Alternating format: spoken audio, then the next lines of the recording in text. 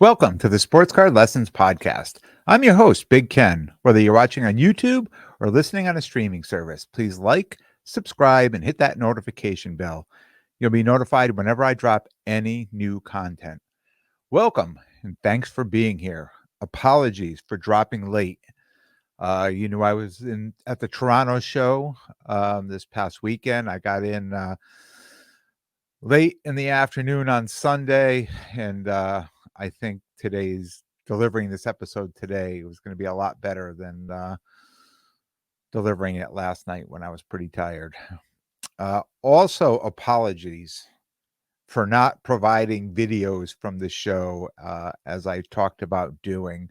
Um, you know, Showing up at these shows, I have, got the iPhone and I'm taking it out to take videos, and people are running around like you just go to these shows now. People are coming around with camera crews and I'm all by myself. I'm trying to hold the backpack. I'm trying to hold the case. I'm pulling out a phone.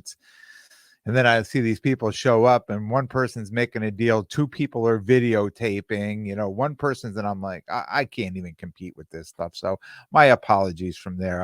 I don't think what I would be able to produce would, it may, it may make people not want to watch. I don't know. But anyways, apologies. But wow, what a weekend. Went to the Toronto show. I'm excited to say mission accomplished, what I talked about going up there doing. And I was able to make a card addition to the PC that I never saw coming. So I started out Friday morning. It was a little rough Friday. I left the house like 4:30 a.m., heading to LaGuardia Airport, New York. It's about an hour and 40-minute drive. I jump on the highway, the next town over. I think I was maybe 3 exits in, and all of a sudden the police are blocking the highway. So when I see it coming, I know the area. I'm like, oh, I'll get off an exit, and I see the exit I could have gotten off, but they were blocking the exits off too. And I'm like, oh. So yeah, I figured at some point, I figured out we were just, being used as a roadblock for someone. They were waiting to come through and kind of stopping them to get through. And after about 25 minutes, they ended up opening up the highway and let it through. I said, okay, my blood pressure's back down again. I have plenty of time. I'll make the plane. And I get down to LaGuardia. I prepaid for parking. I get to where I'm going. And, I talked to a lot of people about this. They said, oh, you're flying out of LaGuardia. I said, yeah. I said, it's so much cheaper. And they go, oh, but the parking. I said, oh, I got this great parking. I prepaid for it. And they're like, wow, that's amazing. They must have changed things up. Well, of course, I get down there. I pull into the parking thing. And they're like, yeah, no, we're full. I'm like, well, no, I prepaid. They're like, yeah, we're full. You can go somewhere else. We'll refund your money back to you. I'm like, oh, great. So the lady says, well, there's a place right up the street. Go up there. So I pull out, I take a left. I go about a half a mile. There's a sign says airport parking with shuttle. I'm like, great. I pull in there. I take a ticket. There was no parking in there. I drove around and around and around, and then I left. And of course, they charged me a whole day parking. I was there for like 2 minutes. So I have to work on getting that refund back. But then from there, I'm like, I have no idea where to go. So I'm just going to drive to the airport. I pulled into the airport, said, if you're on this side of the airport, here's the parking garage. I just pulled in and parked. I said, I don't even know, I don't even know what it is. It was, and they had an Easy Pass lane. So I pulled in with my Easy Pass. And even to this point, when I tried looking up Easy Pass today, there was nothing on there yet. So I'm not even sure what I paid for parking there. But anyways, I finally got in. Finally got to the gate. Now it's time to relax, ready to go. Just a little regroup there, grab a coffee. I'm ready to go. I got to Toronto. It was an easy flight. Got to Toronto, went straight to the hotel, dropped off my bags, basically headed straight to the show. I purchased the VIP so I could get in, a half an hour early to each show. So I headed right over and I got in early. To the show. And, at first I was a little worried. I kind of understood it afterwards when I really started thinking about it. But, I'm going in with my stuff. I'm planning on selling my stuff. And I get in there and, I'm saying, "Hey, how's it going? Yeah, the show's just getting ready. You buying hockey?" "Oh, of course I am," and they're pulling the cards out. They're like, "Oh, I like this card, that card," and they wanna give me like 30% or 40% comps on the card. I'm like, "Oh, no, I'm all set. I'm gonna hold on to the card for that." Um, and it was early. I mean, the show had just started. I mean, dealers hadn't even made sales yet. So I kind of understood that a little bit, and I could see the pattern there, and I said, "You know what? I'm just gonna go let me go walk the show. Let me just walk this whole show, see what's going on, make my first round, and then, decide from there." Um, so walking the show, um and I also felt, you know what? If I could, wait till later in the day on Friday, because I felt Saturday was gonna be the busiest day. That would be the hardest day, I think, when it's so busy to try to sell cards to people. So I figured if I can wait till later in the day on Friday, let the dealer start making some sales, and then, kinda offer my cards up then. Um so I started walking around. I'm walking the show. In my first hour, I show up at on IG at Sluggers55. I showed up at his table, and I looked there in the case, and there it was, just screaming at me. Here I am. Take me home. A card I've been looking for a really, really long time, at a reasonable price as well. I mean, I've seen one or two at a you know, completely outrageous price.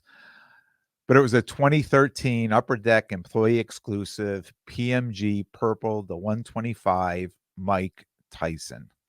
Uh, I saw that, and you hear me talk about, sometimes I pick up a card or I see a card and I say, I know that card's coming home with me. I just have to figure out how to make it happen. And this was one of those cards. Um, And it was enough motivation for me. I talked to the guy for a little while, and, he told me it was a consignment card and he couldn't do trades on it. He wanted cash for the card. So I said, "Okay, there's my motivation. Let me dig in and, start selling my cards." There's some nice motivation for me right there. I negotiated a little with him.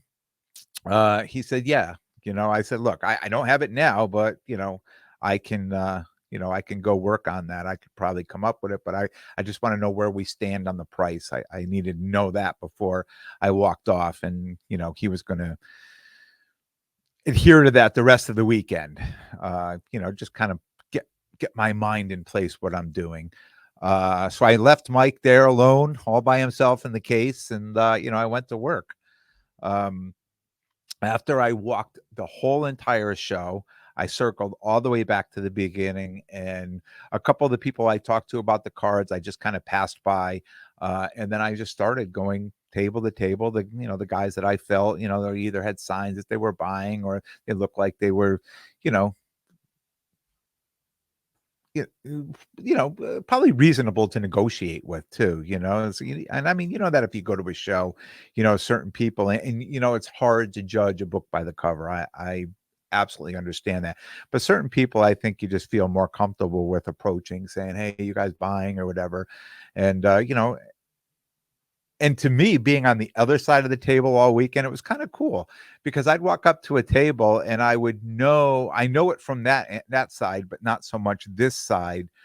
um and some people wouldn't even acknowledge you were there. Other people are like, "Hey, how's it going? What are you looking for? Where are you from?" So certain people were just much friendlier than others. And I think I've picked up a few tips that I'm going to use myself, being a dealer, of things that people were saying or doing with me that I'm like, "Well, I like that." I mean, I think I might give that a try. Um, I know everything doesn't work for everybody, but maybe I'll mold it to be my own, right? Um, For the most part, everyone loved my high-end stuff, the high-end cards that I had, the hockey cards. But it's not that I was asking too much money, it's just they felt the cards were too much money. Um, and they were buying, lower price stuff, that the low pop, high price stuff. The dealers, and a lot of them said, if this was last year, I'd buy all those cards from you because I know people were coming in to buy them. This year, that's not what people are looking for. People are looking for those $100 to $1,000 cards. Not, not much over that. They're all looking for the young guns. Cards is really what the hottest card, no matter who you had. If you had a Young Guns PSA 10, which I had a bunch of them, I had a bunch of young, and I left some home too, because the prices, I felt the comps for us were low on it, uh, and cars that I would want to keep anyways and hold on to. But when I got there, I realized, oh my God, I could have gotten that much money for the. I mean, if I would have known that, I probably would have taken them along too.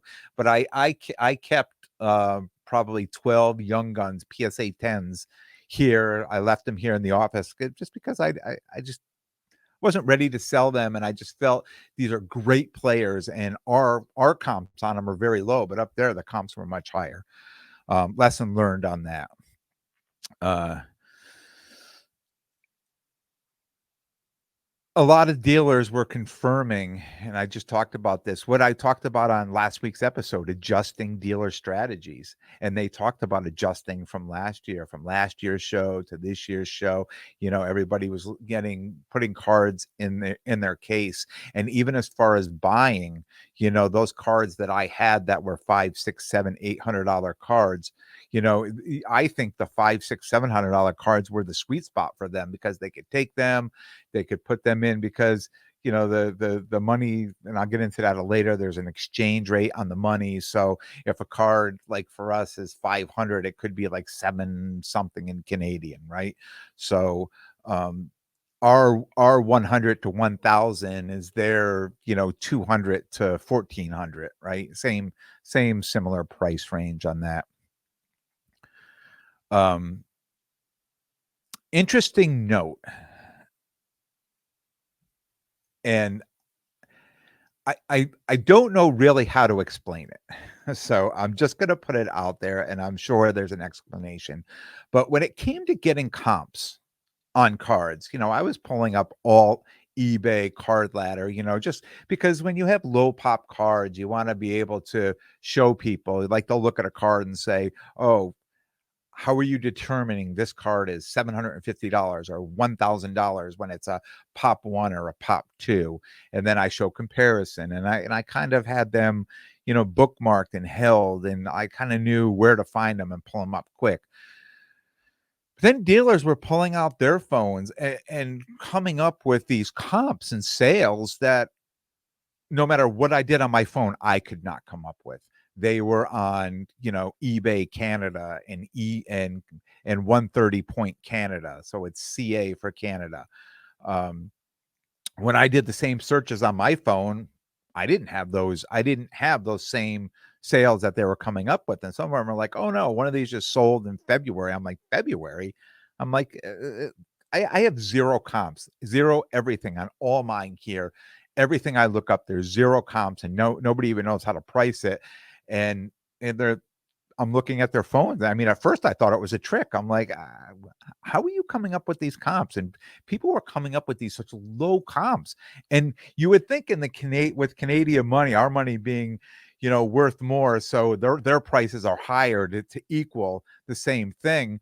That some of their Canadian prices were lower than the American comps. And I'm like, how is this even possible? So I started talking to one dealer. I said, and he says, I know that, you guys come up here to the show and you have all these, super high comps, but you're missing all our Canadian comps. And we took the iPhones out and we just did the exact same search, and we looked it up, and we had our results were completely different. And me, being looking through, even though I was in Canada, I'm still pulling up USA stuff because my phone is, registered in the US. And them being in Canada, he couldn't pull up the same comps that I had. So it was interesting that, when I was trying to sell some cards and I say I knew the card was like $500, I'm just to say 500 American, right? Which would have been 700 and something Canadian.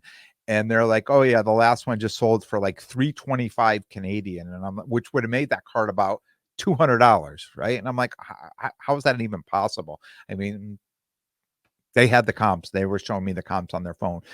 Not to say I didn't, I was still holding to what my prices were because I just felt, that's and there was a lot of people from the US there. There was a lot of people up there and a lot of people bringing, USD, bringing, US cash to pay for things too, which I didn't even think to do.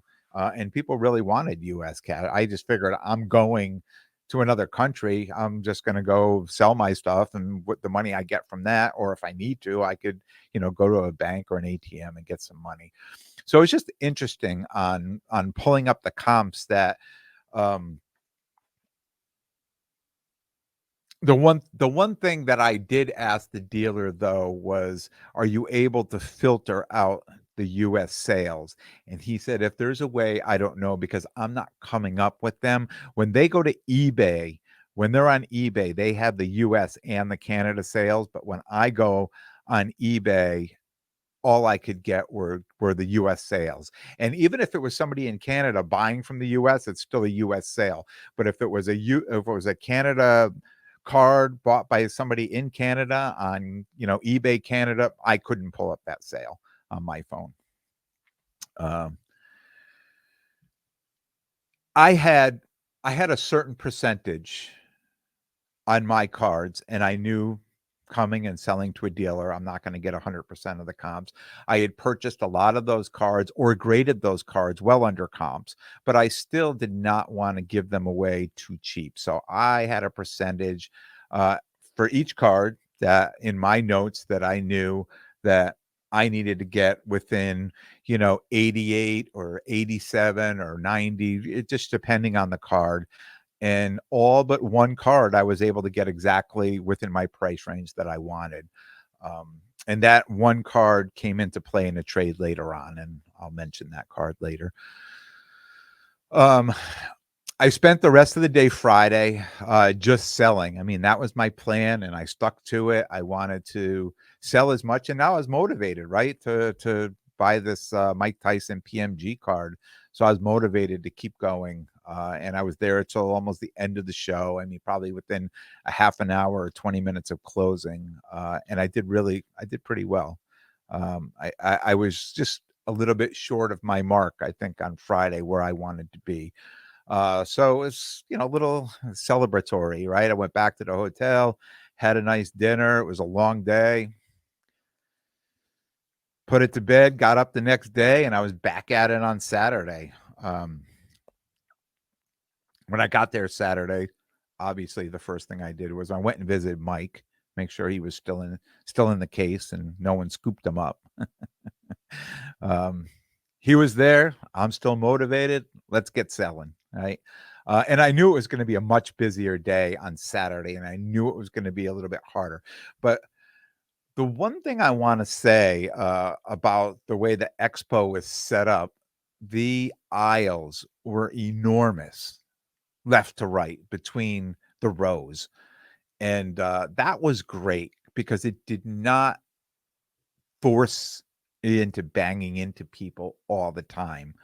Um, and I think it just made for a much better day on Saturday when, the big crowds were there, because the Saturday there was probably 3x the people than there were Friday. Um,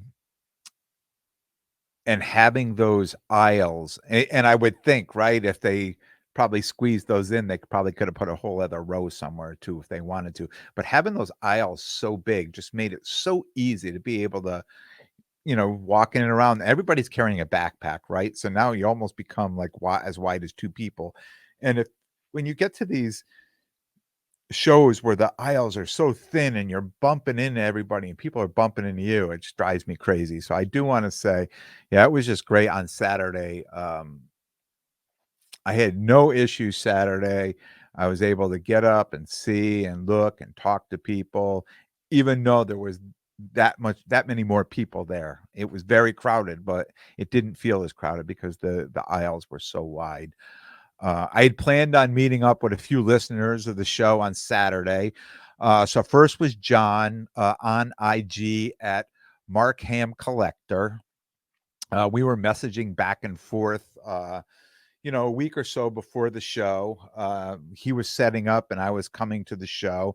And I just have to read. I'm going to read just part of a message that we had leading into this next segment. He says, I know you were aware, but just wanted to reiterate that it's literally 80% hockey at this show. You're not going to find much football, unfortunately, which I know you're looking for. And also, pop culture and wrestling cards don't sell well either. So, with that said, I show up to John's table and look at his case. And what does John have? He has all football. And he said it's unbelievable how well it's selling. And I knew it was selling well because I could see when you're walking around, you're looking at cases and I'm seeing cards and I'm saying, hey, how much for this card or how much for that card? And a lot of people were asking for football. So I knew it was going to be selling well. And people were selling football.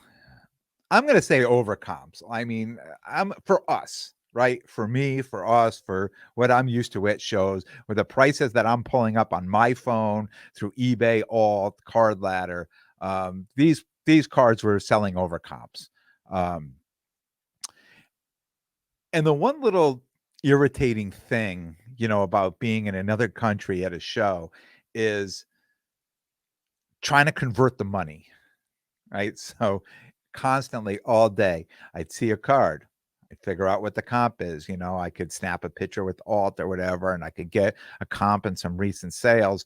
And then I identify the price of the comp, and then I have to go back and do, Canada to US conversion to see what they're actually asking. Like, is it over comps? Is it at comps? And if I was interested in the card, what would my offer be on it? And then I'd say, well, I want to pay this much. And then I'd have to go back to the phone and convert the money back again. And then, know where I would need to be at. And a couple times, I said, hey, I was interested in this card. Are you, interested? And they'd be like, oh, no, that's way too low. I'd be like, okay, I'm not going to argue. I mean, I'm in another country now, and their eBay comps may be higher. I'm not even sure. But the converting the money, the US dollar is was like $1.37 or $1.39 compared to the Canadian dollar for a dollar. So for every Canadian dollar or every US dollar,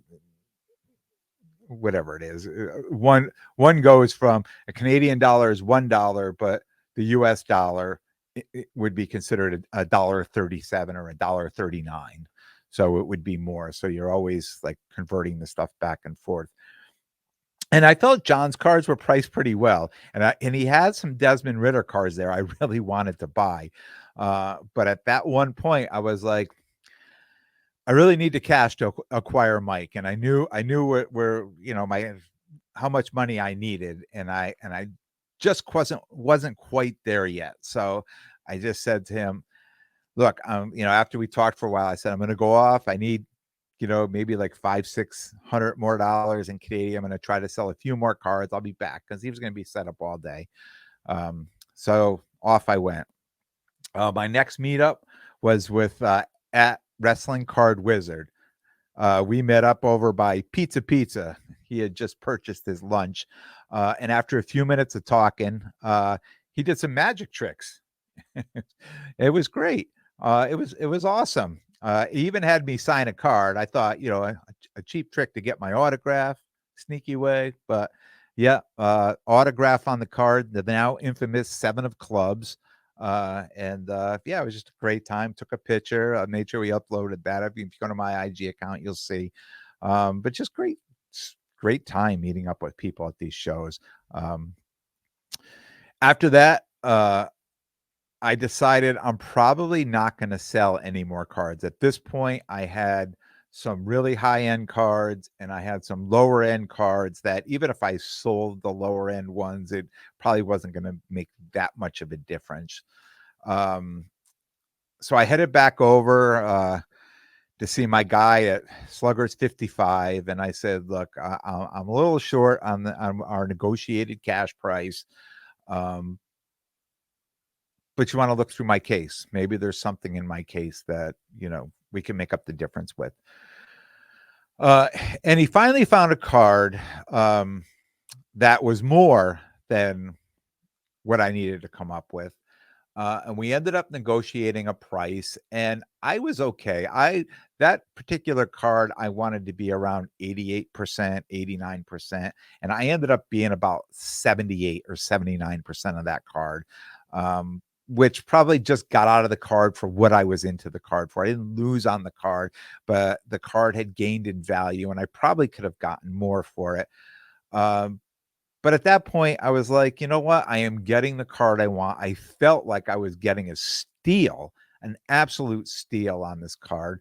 I know somebody who, these cards never come available. They never become the last one that I saw available was on a heritage auction back in like September or October. And I was all ready to bid on it. And I waited till Saturday night and I went on to make a bid, and they said, oh, there was a problem with your credit card. You need to do this and that. So I did this and that. It didn't work. I called them up. They said, look, it's Saturday. Nobody's here. And I never was able to bid on the card. It just never worked out. I knew somebody who had one that I reached out to them, or had a couple of those cards, and just wanted an enormous amount of money that I figured I would just wait, and I would sooner or later I would find one. So I know one came available last week that somebody bought. I didn't know it was available. It was somebody I know that purchased that card. And it was just so strange that one showed up again this past weekend for me. So within a week, I know of two of these cards that were purchased, where before that I had no idea, if any of these besides that heritage auction had sold. So that card was coming home with me. It was definitely coming home with me.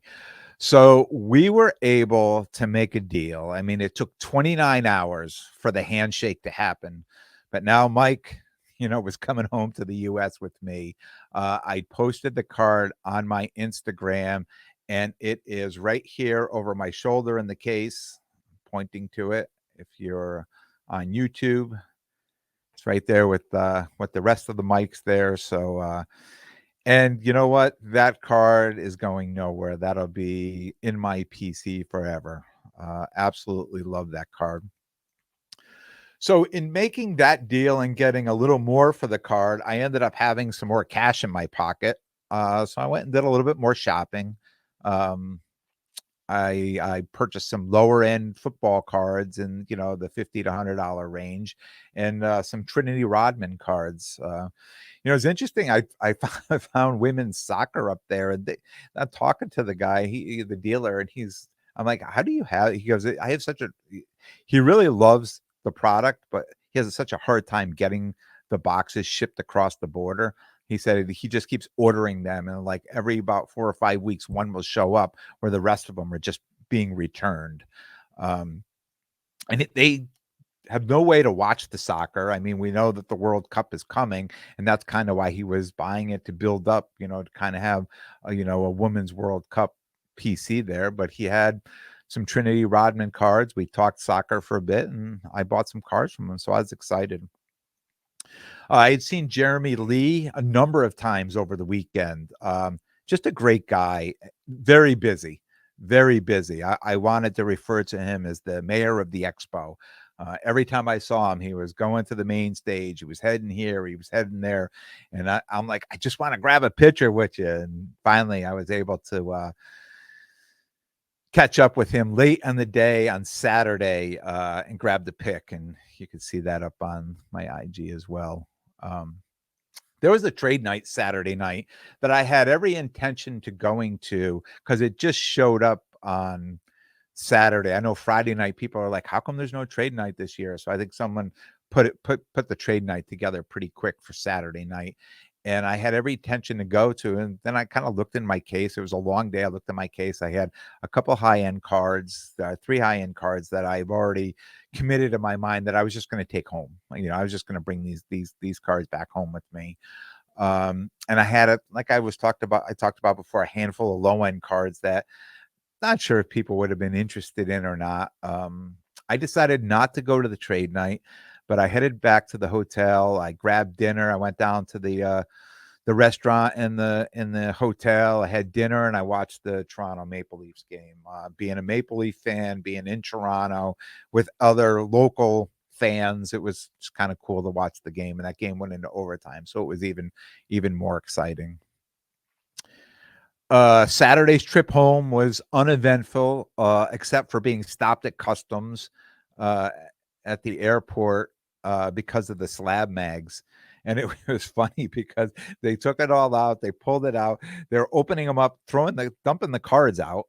They didn't even care about the cards that were inside, but they were wanted to see what at first they thought there were CDs, they weren't sure, there were magnets, there were this, there were, and I had to explain to them that they just protect the cards. And they said, "Well, why do the cards need protecting?" I said, "Well, they're in my bag. I don't want to, you know, get them banged up or scraped or broken." I said, how long it takes if you get a cracked case and you have to send it back." And they're like, "Oh, okay." So I put them all back together, put them in. I was done. I was across, getting on the plane, heading home. So lessons learned. Uh, Being my first time selling to dealers at a show, if you hold firm with a price range in mind, if you go to the show knowing that you figure the percentage out and you know what the price range is on the card and this is where you want it to be. If you hold firm at a show, and I'm going to say this was a big show, so there was a lot of dealers. You'll get your price. You'll get your price range, and it doesn't hurt to talk to the dealers, to go up and chat, have a conversation, before you pull the cards out. I notice at shows that a lot of people come up and said, "Are you buying?" And they throw their case on my, out of my thing, and they don't say anything. They're just want you to look through it and go through it. And I just felt going up and having a little conversation and, telling them what I had too. Not are you buying, but are you buying hockey? Are you looking for Ovechkins? Are you looking for upper, higher end cards? Are you looking for some lower end Gretzky's, like that type of thing? Because, just chatting with them, you get an idea of what they're looking for. They get an idea of what you have, and you're not wasting anybody's time. I always say, look through everything, right? I do anyways, but it's always nice to have a conversation with somebody. The easiest deal I made, and I'm gonna throw this out there, to sell cards, was to Tyler at the Hit Parade. I met Tyler there. He was just a great guy, and said, "Yeah, let me go through your case, see what you have. Oh, I like this, I like that." We figured out what the comps were on it. He said, "This is where I need to be." It was at the higher end of my price range. I'm like, "Perfect," and this just worked out perfectly. And he bought like 6 or 7 cards from me, and that just worked out great. 3, even in Canada, Patrick Mahomes is a superstar. Everyone loves Patrick Mahomes in Canada. There were more Mahomes cards at this show, and everybody saying, "Mahomes is my guy. Mahomes is my guy."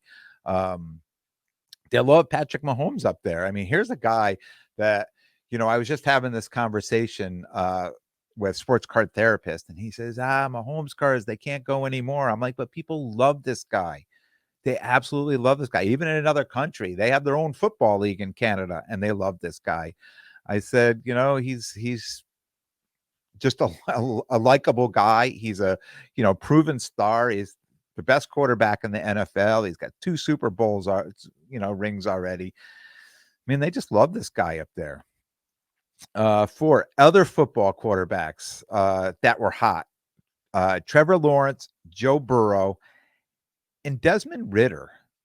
Everybody I heard up there when they walked up and they saw people had football, "Do you have Desmond Ridder? Do you have Desmond Ridder?"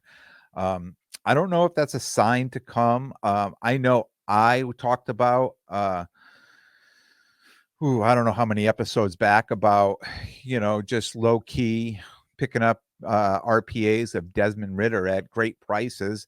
And I've noticed the prices keep rising up on him. So I think, here's the thing. And this is what I think. If Atlanta does not draft a quarterback in the draft, which is coming up Thursday, I think his prices are going to spike. And I think other people feel the same thing. I think that's why people were looking for him. Um, 5, football is more popular than you think in Canada. And if I go back there next year, I'm going to bring some football that I want to sell. That, this is the time of year that, well, what did I talk about this year? That football, the season never dropped off, right? So it's all year long, I think now. 6, dealers all over are adjusting their cases to have less product over like 2K, and more in that $100 to $1,000 range, or $200 to $1,200 or $1,300 range. I think it's just becoming more of a thing now. I think people are more comfortable with that, and it's a lot less money you're tying up in inventory too. And 7, something I noticed, and John and I talked about this at the show. Disney cards are really gaining steam. So when I was there Friday, walking around looking before I kind of started selling my cards, and I started seeing tons of these Disney 100 boxes. Like, it was like every third table had a stack of them for sale all over the show. By Saturday, you know, early afternoon Saturday, most of them were gone. They were all gone, because I thought to myself, if I have some money, I'll pick a few of these up, because I hear people talking about these, that they're popular, and there's some cards in there that are enormously expensive. So maybe I'd pick up a few boxes and just, hold on to them. Gone by midday Saturday. The show opened at 10 on Saturday. By 12, 1 o'clock, they were all gone. If they didn't go Friday, they were gone on Saturday. I received, while I was away, I received a 40 card submission back from PSA. So keep an eye out for a reveal video, probably coming this week. I haven't quite figured it out. I have a lot going on, but I'm going to figure out, definitely going to do a reveal video of that. That's all I have for now. Some other exciting things happened. We're getting on to about 37 minutes here, so I'm going to shut it down now, and I'm going to continue on for Thursday, and may even talk a little bit about some of the cards I reveal as well. So I want to thank everyone for tuning in. And if you like what you hear, please definitely subscribe. And most importantly, tell a friend and spread the word. And until next time, take care of yourselves and everyone around you.